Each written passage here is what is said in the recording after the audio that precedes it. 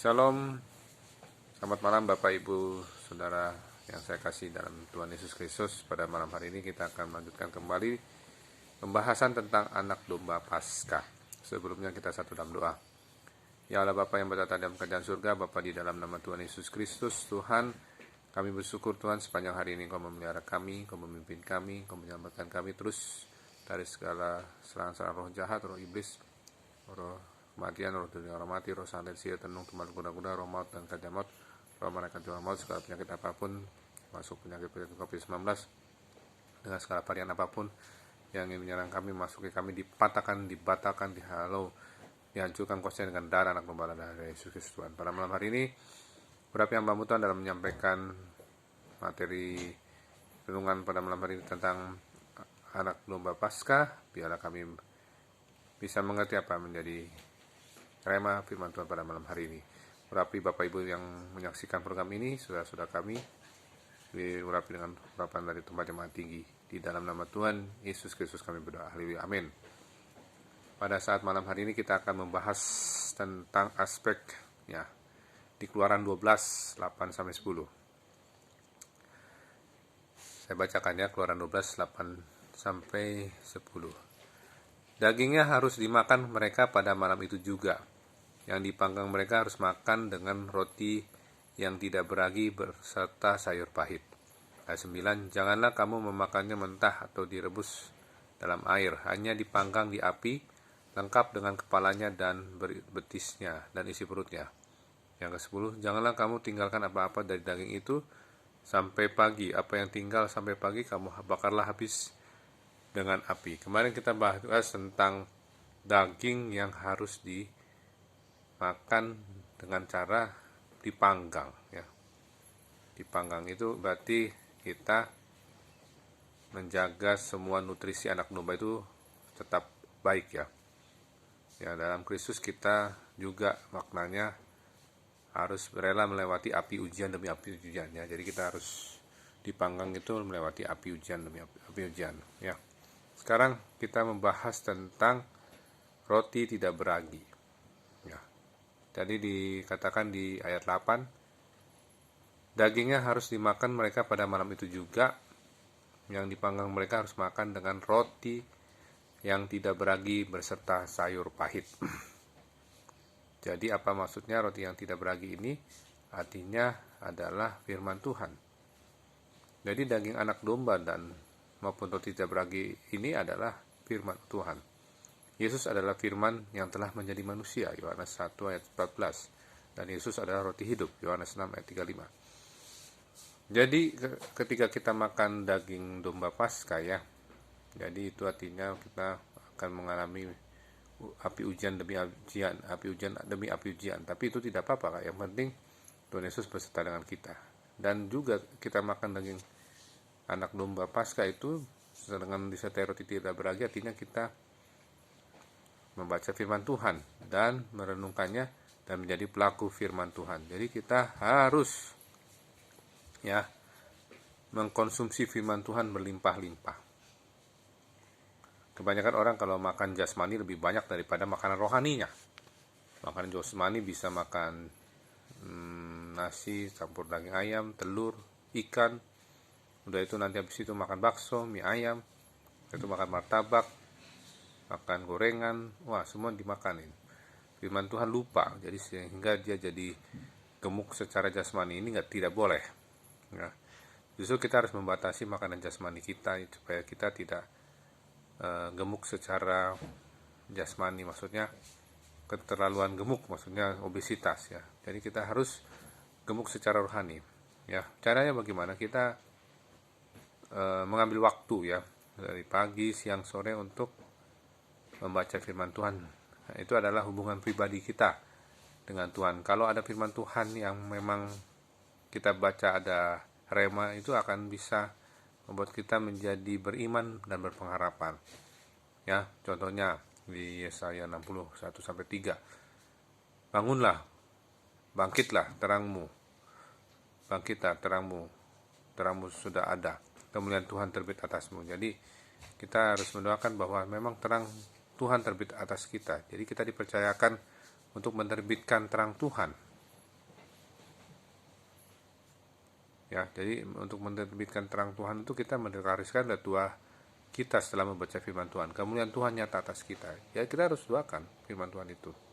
Ya, seperti kalau kita makan tubuh Kristus, minum darah Kristus, perjamuan kudus, Yohanes 6 ayat 54.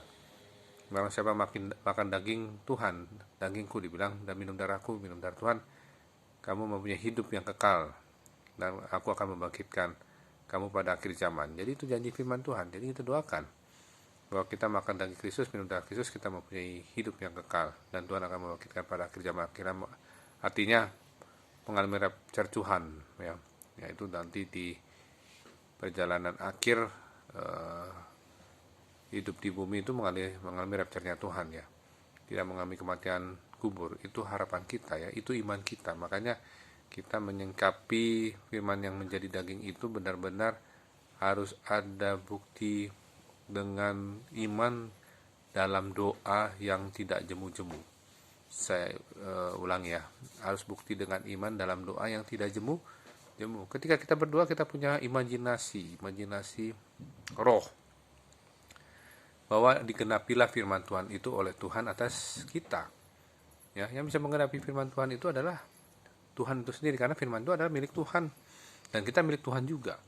Jadi ketika milik Tuhan bersatu, kita menjadi firman, menjadi manusia, ya. Jadi kita juga adalah produk dari firman Tuhan itu sendiri yang menjadi daging dalam kita. Akhirnya daging kita mengenakan firman Tuhan.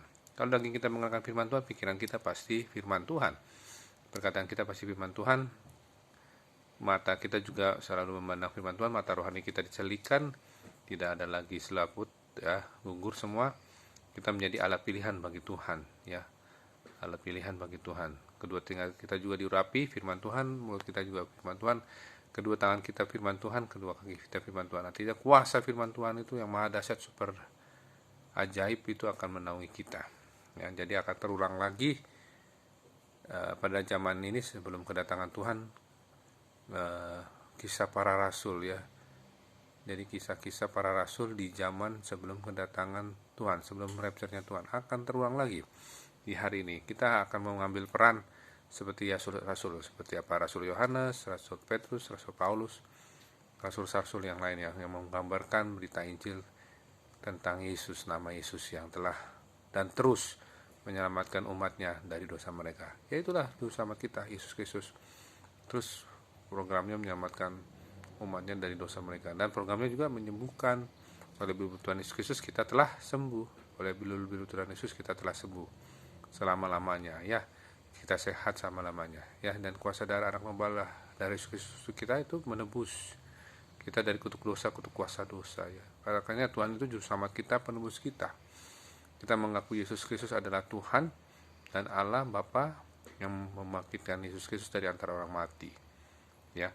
Biarlah firman Tuhan ini memberikan kita manfaat, bahwa kita makan daging anak domba yang dipanggang itu tidak mengalami ujian, api ujian demi api ujian, tidak usah perlu takut. Tuhan Yesus Kristus akan menyertai kita, dan kita juga makan firman Tuhan. Kalau kita makan daging anak domba dipanggang dan juga makan roti yang tidak beragam, tidak makan firman Tuhan.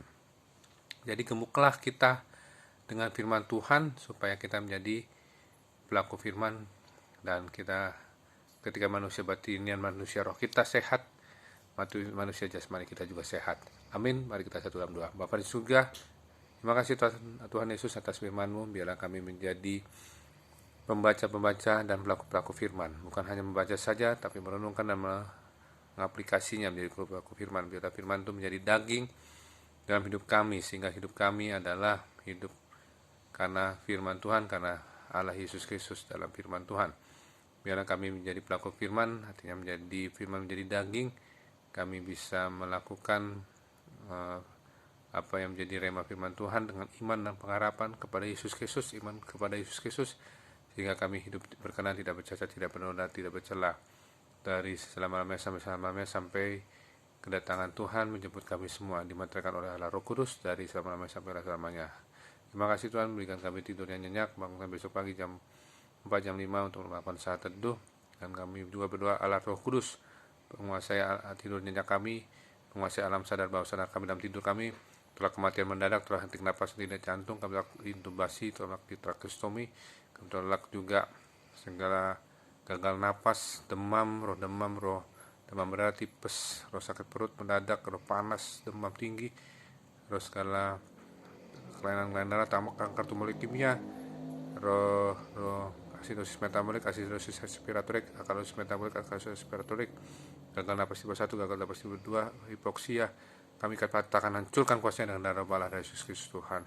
Biar kemuliaan Tuhan terbit atas kami, terang Tuhan terbit atas kami mau jadi terang Kristus di dalam dunia ini, di tempat di mana kami berada, di keluarga kami, di pekerjaan kami, bahkan di dalam perjalanan kemanapun kami melangkah, kami yang membawa terang Kristus yang sudah terbit dan terus terbit atas kami, kemuliaan Tuhan yang terus telah nyata dan terus menyatakan dalam hidup kami. Terima kasih Tuhan, dalam nama Bapa, Anak, dan Roh Kudus, dalam nama Tuhan Yesus Kristus kami berdoa sekali, amin.